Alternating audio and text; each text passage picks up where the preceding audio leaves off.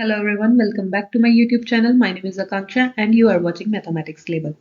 आज हम आपके लिए एक और मैथमेटिक्स का प्रीवियस ईयर क्वेश्चन पेपर लेके आए दैट इज फ्रॉम ईयर 2023. इसके कुछ क्वेश्चंस हमने यहाँ पे एडअप किए हैं. So let's start.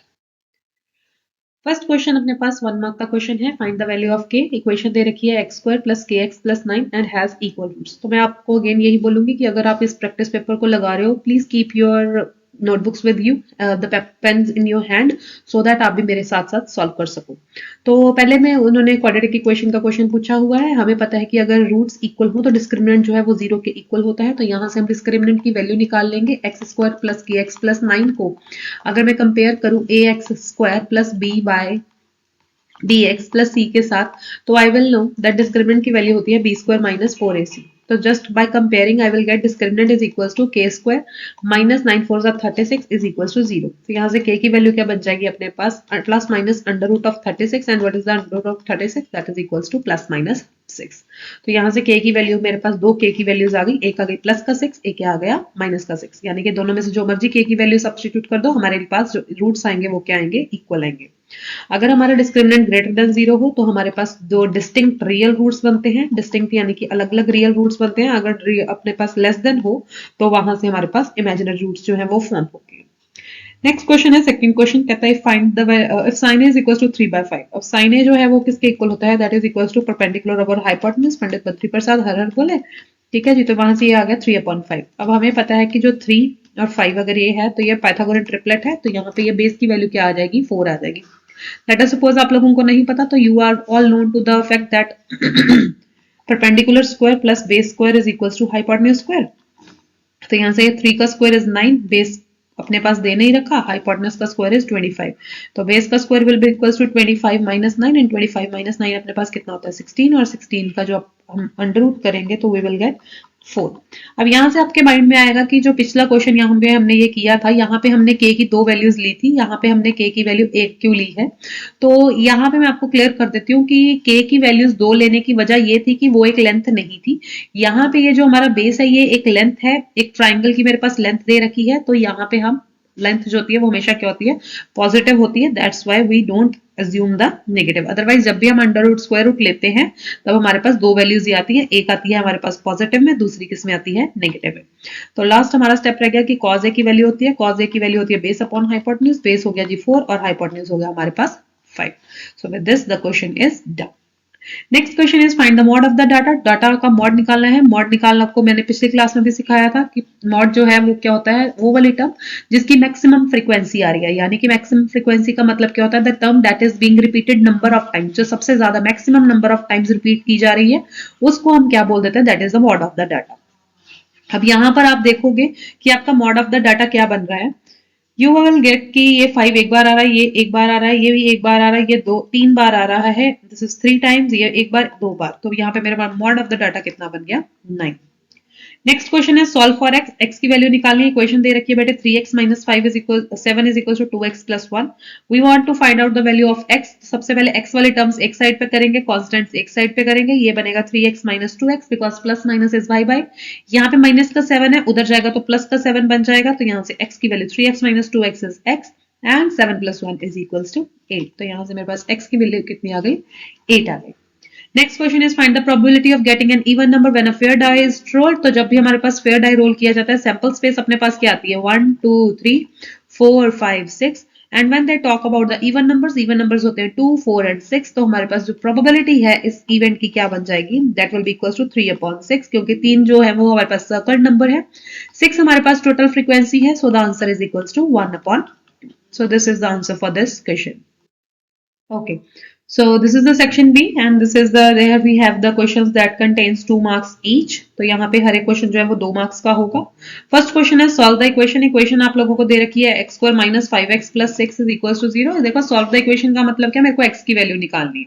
अब यहाँ पे आपका मन जो भी मेथड को फॉलो अप करने का, like you want to do completing the whole square, you want to do the factorization and you want to do the quadratic formula, आप जो मर्जी मेथड यहाँ पे अप्लाई कर सकते हो. I am going to apply here the factorization method. Factorization method क्या कहता है कि प्रोडक्ट करेंगे, यानी कि दो नंबर ढूंढने जिनको मल्टीप्लाई करके 6 आए और प्लस माइनस करके कितना आ जाए, माइनस का 5 आ जाए. अब नंबर्स 3 टू 6 होता और 3 + 2 5 होता, बट मेरे पास माइनस का 3 होएगा, माइनस का 2 होएगा। वाई? बिकॉज मेरे को एडिशन सब्ट्रैक्शन में बड़ा नंबर का साइन आएगा, तो अगर मैं उनको प्लस का ले लेती तो मेरे पास आंसर नहीं बनेगा। नेक्स्ट स्टेप में मैंने मिडिल टर्म को क्या कर दिया, स्प्लिट कर दिया, तो स्प्लिटिंग द मिडिल टर्म। अब क्या करेंगे, इकट्ठे करेंगे टर्म्स को, बाहर नेगेटिव का साइन पड़ा तो अंदर वाला साइन विल गॉट चेंज, यहां से x कॉमन आया, अंदर बच गया जी x - 3, माइनस में 2 है, x - 3 इज इक्वल टू 0, तो यहां से बन गया जी x - 2 और x - 3। Product of two terms is equals to 0. Either first is equals to 0 or second is equals to 0. So here we get x is equals to 2 और यहाँ से x की वैल्यू क्या आ गई 3.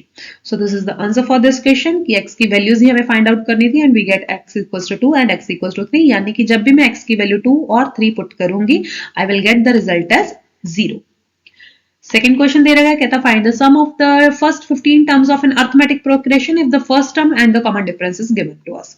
अब यहाँ पे मैंने आप लोगों को पिछली क्लास में भी बताया था कि we have two formulas for sum of arithmetic progression, Sn is equal to n/2, एक होता है बेटे a प्लस l, दूसरा फॉर्मूला जो होता है that is n/2 2a plus n - 1 into d. अब अगर तो लास्ट टर्म दी हो तो we use the first formula, this formula, अगर एन अपना लास्ट टर्म ना दी हो तो we use the second formula. अब उन्होंने बोला फर्स्ट 15 टर्म्स का निकालना, that is sum of 15 terms is equal to 15/2, अंदर क्या करेंगे 2a का मतलब क्या है first term into first term जो है वो अपने पास 3 हो गई, a की वैल्यू आ गई 3, डिफरेंस की वैल्यू आ गई 5, तो ये 3 2 हो गया 6, n - 1 यानी कि 14 और 14 मल्टीप्लाई बाय कितना हो गया 5।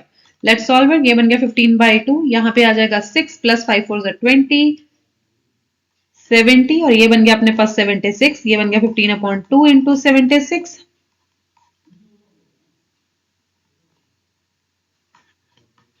तो इसको आप सॉल्व कर लोगे 38 into 15 you will get the result. Let's move forward to the next question. Next question में उन्होंने बोला कहता find the coordinates of the triangle are the coordinates of the triangle are given to us, find the centroid of this.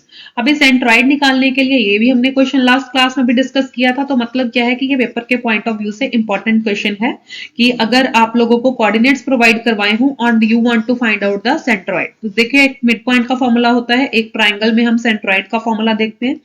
तो अगर आप लोगों को centroid का फॉर्मूला पूछा जाए तो सेंट्रोइड का formula is given by x, y is equals to x1 plus x2 plus x3 divided by 3, comma y1 plus y2 plus y3 divided by 3. Now just substitute the values here. आप लोगों के पास ये दे रखा है x1 y1, ये है x2 y2 और ये है x3 y3. Just substitute the values, you will get 2 plus 4 plus 6 divided by 3. ये क्या बन जाएगा 3 plus 5 plus 7 divided by 3. Let's solve 12/3 15/3, तो आंसर आ गया अपने पास जी 4,5, कैंसिल करके 3 4 12 एंड 3 5 15।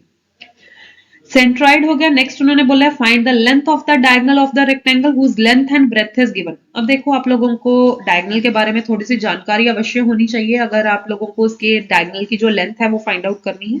बाकी अगर आप एक बार डायगोनल रेक्टेंगल की आपको फिगर याद है कि रेक्टेंगल किस शेप का होता है, कैसी उसकी शक्ल होती है, क्या उसकी प्रॉपर्टीज होती हैं, तो आपको कुछ भी याद करने की जरूरत नहीं पड़ेगी, आपका आंसर जो है वो डायरेक्टली वन स्टेप में आ जाएगा।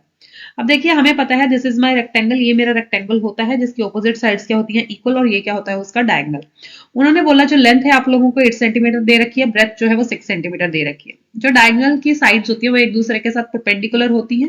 Late us suppose this is A B C and D, तो I want to find out the value of AC। तो क्लियरली आपको दिख रहा होगा कि ये जो AC है ये कुछ नहीं और ये क्या है हमारे पास हाइपोटेन्यूज। तो हमें पाइथागोरस थ्योरम के द्वारा हम क्या लिख देंगे that AC square is equals to AB square plus में क्या आ जाएगा बेटे BC का स्क्वायर। तो AC स्क्वायर मेरे को निकालना है, AB है 8 का स्क्वायर करेंगे प्लस में क्या करेंगे 6 का स्क्वायर, 8 का स्क्वायर होता है बेटा 64 और 6 का स्क्वायर होता है 36, आंसर आ गया जी 100। अब मेरे को तो वैल्यू AC की निकालनी थी, तो AC क्या बन जाएगा √100 एंड √100 कितना होता है अपने पास 10। So from here we get that the length of the diagonal of the rectangle where length is 8 and breadth is 6 centimeter, the length of the diagonal is 10 centimeter.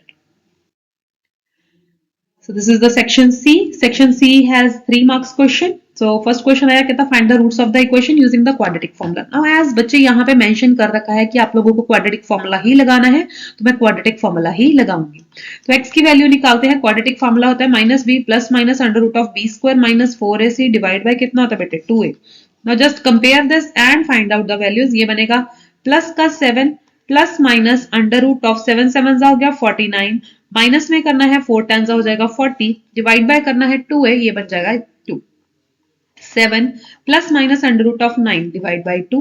Next step में 7 what is under root 9 that is equal to 3। 7 plus minus 3 divide by 2, तो x की दो values आ गई, एक आएगी 7 plus 3 divide by 2 करके, एक आएगी 7 माइनस 3 डिवाइड बाय 2 करके, तो ये बन जाएगा 5 आ जाएगी एक बार, दूसरी बार क्या बन जाएगा अपने पास 2 बन जाएगा। ठीक है, तो ये x की मेरे पास दो वैल्यूज आ गई, एक वैल्यू आ गई 5, दूसरी वैल्यू क्या आ गई बेटे 2। नेक्स्ट क्वेश्चन में this is draw the graph of y is equal to 2x plus 3 for -2x, -2। अब मतलब क्या है, देखो इन्होंने ग्राफ बनाने के लिए तो बोला, पर उन्होंने कंडीशन एक इंपोज कर दी कि x की वैल्यू जो है वो -1 और -2 और माइनस ओनली 2 के बीच बीच में होनी चाहिए। तो x की वैल्यू यहां से यहां के बीच बीच में ही होनी चाहिए, वहीं तक हमने स्ट्रेट लाइन जो है वो ड्रॉ करनी है।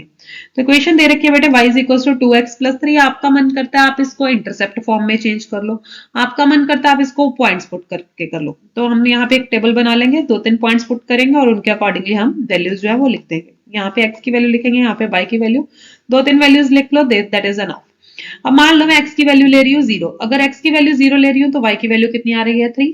अगर मैं x की वैल्यू ले रही हूँ 1 तो y की वैल्यू कितनी आ रही है 5। अगर मैं x की वैल्यू ले रही हूँ 2 तो ये क्या बन जाएगी 7। So just locate these points. पहला आ गया है 0,3 यानी x की वैल्यू 0 और y की वैल्यू कितनी दे रखी है 3 दे रखी है, तो ये बन गया बाहर कहीं पे पॉइंट। नेक्स्ट पॉइंट दे रखा है 1,5, 1,5 यानी कि क्या, x की वैल्यू अगर मैं 1 लूंगी, सॉरी ये पॉइंट गलत लगा दिया, यहां पे आएगा ये वाला पॉइंट। दूसरा पॉइंट उन्होंने बोला है, ये बन गया 3। ठीक है, दूसरा पॉइंट बोला है 1,5 यानी कि x की वैल्यू में 1 पुट करूंगी तो y की वैल्यू कहां पे आएगी, यहां कहीं पे ऊपर 3 4 5 यहां कहीं पे आएगी, तो यहां पे आ गया पॉइंट मेरा। नेक्स्ट इज माई 2,7, तो x की वैल्यू जब 2 जा रही है तो y की वैल्यू कितनी जा रही है 7 जा रही है, तो यहाँ पे 5 हो गया था अपने पास, यहाँ पे 6 आ जाएगा, यहाँ पे 7 आ जाएगा, तो यहाँ कहीं पे मेरा पॉइंट आ जाएगा। जब मैं इसको स्ट्रेट अपने ड्रॉ करूंगी अपने स्केल के साथ, I will get this type of straight line and this line will pass through these points. Next question बेटे दे रखा है, कहता prove that the sine square A plus cos square is equal to 1, this is the identity. ये हमने last lecture में भी अपने डिस्कस कर लिया था, you can watch the previous video, there I have given the proof of this question. Next question important question है और डिफरेंट क्वेश्चन है, ये हमने क्वेश्चन ऑलरेडी कभी भी नहीं किया है। तो क्वेश्चन दे रखा है find the sum, if the sum of a number and its reciprocal is 10 find the number. अब देखो यहाँ पे जो भी नंबर की बात कर दे और बोले कि इसका रेसिप्रोकल है या कुछ भी है, तो सबसे पहला स्टेप क्या होएगा, लेट द नंबर। सबसे पहला स्टेप क्या होएगा, लेट द नंबर। तो let the number be x, की हमने नंबर क्या ले लिया x। अगर नंबर x है तो उसका रेसिप्रोकल बेटे क्या बन जाएगा, रेसिप्रोकल विल बी 1/x। अब कंडीशन क्या बोली उन्होंने, कहता सम ऑफ, अब यहाँ पे आएगा according to question. According to question क्या कह रहे हैं कि sum of a number, number यानी कि x प्लस 1/x किसके इक्वल है 10 के इक्वल है। तो कहता क्या कि x की वैल्यू फाइंड आउट करो, just solve it, you will get x square plus 1 is equal to 10x। इसको सॉर्ट करेंगे तो ये टर्म्स एक साइड पे आ जाएंगी, x square minus 10x plus 1। दो नंबर ढूंढो जिनको मल्टीप्लाई करके 10 आता हो और प्लस माइनस करके 1 आता हो, सॉरी मल्टीप्लाई करके 1 आता हो और प्लस माइनस करके कितना आता हो 1 आता हो। अब ये नंबर ढूंढना तो मेरे लिए डिफिकल्ट हो जाएगा, so what we will do, हम यहाँ पे डिस्क्रिमिनेंट मेथड लगा लेंगे। डिस्क्रिमिनेंट मेथड लगाने का तरीका अपने पास क्या है, minus B plus minus under root of B square -4ac है ना, तो ये बन जाएगा डिवाइड बाय कितना आ जाएगा 2a, तो ये बन गया 10 plus minus under root of what 96 divide by 2।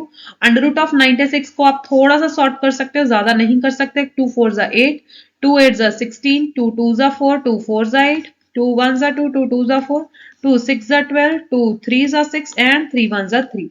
तो ये बन गया 2 2, अंदर बचेगा बेटे अपने पास 6 और बाहर बचेगा 4, 4 रूट 6 आ जाएगा, इधर आ जाएगा 10 plus minus divide by 2। Over sort करेंगे तो यहाँ पे अपने पास आंसर आ जाएगा 5 प्लस माइनस 2 रूट 6। तो here are the two values when the number and its reciprocal has sum of 10। तो ये आपको सॉल्व करना आता होना चाहिए। Next is the section D, and the last section we are having for our last today's lecture. So this is a section D, contains 4 marks each question. A cone has height of 12 centimeter. एक कोन है. अब कोन की figure अगर आपको आती नहीं होगी तो आप कुछ नहीं कर पाओगे. यहाँ पे कोन की जो हाइट है वो दे रखी है अपने पास 12 सेंटीमीटर और जो बेस का रेडियस है वो हमें दे रखा है 5 सेंटीमीटर. कहता फाइंड द वॉल्यूम ऑफ. तो वॉल्यूम का ऑब्वियसली आपको फॉर्मूला आता होना चाहिए that the volume of cone is equals to 1 by 3 pi r square h. तो just substitute the value 1 by 3 pi की वैल्यू होती है 22 by 7. रेडियस दे रखा है बेटे अपने को 5 तो ये बन जाएगा 5 का स्क्वायर. हाइट दे रखी है 12. कैंसलेशन करो, डिवाइड करो, you will get the answer. So this was a simple question. Next question है train covers 300 kilometre at a speed of 60 kilometre per hour and returns it at 40 kilometre hour. Find the average speed. देखिए average speed के लिए अपने पास direct result होता है कि 2 times v1 into v2 divide by v1 plus v2. क्या करना होता है, जो भी अपने को वेलोसिटीज दे रखी हो एक बार उनको प्रोडक्ट कर दो ऊपर और नीचे क्या कर दो, दोनों को प्लस कर दो. You will get the answer directly. नहीं डायरेक्टली करना तो आपको पता ही है आपके पास फॉर्मूला होता है डिस्टेंस का. डिस्टेंस इज इक्वल टू कितना, स्पीड इनटू टाइम. तो यहां से आप स्पीड की वैल्यू निकालो. स्पीड की वैल्यू एक बार डिस्टेंस अपॉन टाइम की टर्म्स में आएगी. या टाइम की निकाल लो या डिस्टेंस की निकाल लो, whatever you feel like वो उसके अकॉर्डिंगली निकाल लो. आंसर जो है वो आपके पास सेम ही बनेगा. तो मेरे पास नीचे तो आ गया बेटे 100 आ गया, ऊपर क्या बन जाएगा 6 4 24 एंड 24 480. तो ये बन जाएगा 4800. आंसर क्या आ जाएगा 48 किलोमीटर पर आवर. आप जो भी मेथड लगाना पसंद करते हो, जो भी आपको सिखाया गया आप उसके अकॉर्डिंगली भी कर सकते हो, but this is the direct result. ये थर्ड क्वेश्चन का जो अपने पास टेबल है ये थोड़ा सा नीचे बन गया है बट हम इसको कर लेंगे. क्वेश्चन है find the mean and the median of the following data. देखिए अभी मीन निकालने के लिए अपने पास हमें सबसे पहले xi निकालना पड़ेगा. xi के बाद fi xi निकालना पड़ेगा. वाई? बिकॉज मीन का फॉर्मूला अपने पास क्या होता है, mean is equal to summation of fi xi. ठीक है जी. तो summation of fi xi divide by summation of fi करना है तो उस फ्रीक्वेंसी का सम देखना पड़ेगा हमें और साथ में क्या निकालना पड़ेगा xi. I think this question can be done by you. ये इजीली आपसे क्वेश्चन हो जाएगा. ठीक है, ये xi की वैल्यूज मैंने लिख दी हैं. आप बाकी की सॉल्यूशन जो है वो यहाँ से कर सकते हो. Last question from this class is a box contains 5 red, 4 blue and 6 green balls at a random. अपने पास एक बॉल सिलेक्ट की गई है. Find the probability that the ball drawn is red. So probability of red निकालनी है. Probability of red कैसे निकालेंगे, अपने पास टोटल बॉल्स हैं 15 तो डिनोमिनेटर में आ गया टोटल बॉल्स और ऊपर क्या आएंगे number of red balls. Red balls कितनी है 5. तो आंसर क्या आ गया 5 3 15. So the probability of red balls is 1/3. Next is probability of not blue. Not blue का मतलब क्या है अपने पास कि ब्लू नहीं होनी चाहिए. ब्लू नहीं होंगी तो मतलब यहाँ ग्रीन होंगी, यहाँ के होंगी अपने पास रेड होंगी. तो 6 5 is 11. 11/15 is my answer. So here we have practiced almost 20 questions. So thank you. आप इन क्वेश्चंस को जरूर प्रैक्टिस कीजिए because practice makes the man perfect. और अगर आप प्रैक्टिस करते जाओगे तो जो मर्जी हो जाए आपको फुल मार्क्स अटेन करने से कोई नहीं रोक पाएगा. So thank you so much. Keep following me, keep subscribing and keep watching my videos. Thank you so much.